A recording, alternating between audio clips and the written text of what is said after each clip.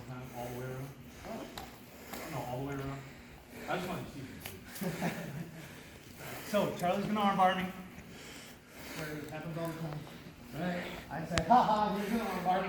My butt comes up, right? But his legs are bit really well on my head.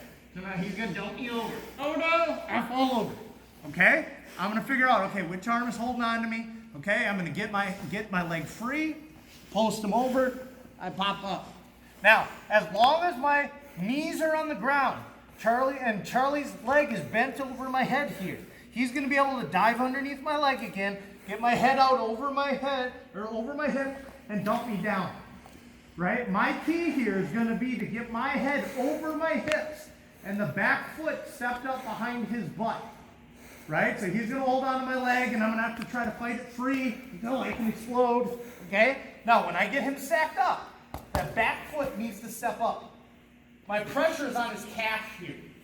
You see how his feet are now pointed that way, not towards the sky. He's not biting down on the back of my head. Go ahead and bite on my head. Yes. You see how my head is now over in front of my hips? I want to stack him up. Okay? As I do that, whenever I'm ready to escape, once I get a structure, I'm going to actually slide my opposite leg back and pull his knees to the ground. So he's not on his shoulder. He's not on his back. Does that make sense? Now my thumb that's getting attacked is going to turn towards his face, and I can pull my arm out. Now I'm on the side. I'm trying to knock his hips over. So he's on his side, not on his back. As long as he can maintain that position where he's on his shoulders and biting down with his legs, he's going to be able to continue this rotation. As soon as I can get him stacked with his feet up and his hips start to fall, now I'm going to be able to get my arm out without ever trying to explode and exposing myself to a triangle. That make sense? Kind of? So that step up behind his butt. Here, and I sit. Right? Now we're letting him sweep me and we're working up off our back for the purposes of the drill. But normally when I step up here, I don't want to be stepping up and driving into him. You notice he's still on his shoulders. That's where he's going to be able to cave down on my head, get my head out in front of me, I might have to post a hand, whatever.